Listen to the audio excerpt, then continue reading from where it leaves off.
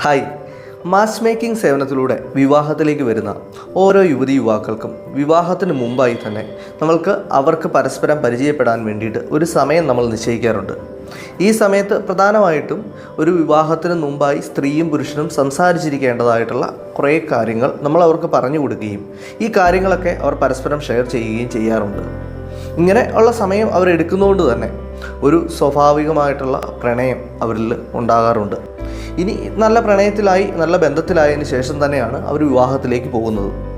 ഇങ്ങനെ വിവാഹത്തിലേക്ക് പോയതിന് ശേഷം പെൺകുട്ടികളുടെ അടുത്തു നിന്നുണ്ടാകുന്ന ഒരു പരാതിയാണ്, സർ, ഞങ്ങൾ വിവാഹത്തിന് മുമ്പ് തന്നെ യഥാർത്ഥത്തിൽ നല്ല പ്രണയത്തിലായിരുന്നു, പക്ഷേ വിവാഹത്തിന് ശേഷം എൻ്റെ ഹസ്ബൻഡിൽ നിന്ന് എനിക്കത് കിട്ടുന്നില്ല സാർ, എന്താണെന്ന് അറിയത്തില്ല.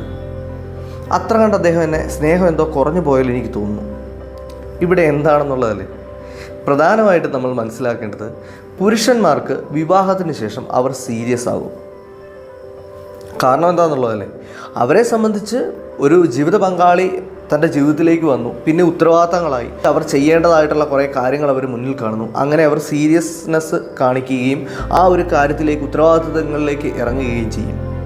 അതേസമയം നമ്മൾ മനസ്സിലാക്കേണ്ടതായിട്ടുള്ളൊരു കാര്യം, സ്ത്രീകളെ സംബന്ധിച്ച് വിവാഹം മുൻപ് പ്രണയം എങ്ങനെ ഉണ്ടായിരുന്നോ അതിനേക്കാൾ വളരെയധികം കൂടുതലായിരിക്കും അവർക്ക് വിവാഹത്തിന് ശേഷം.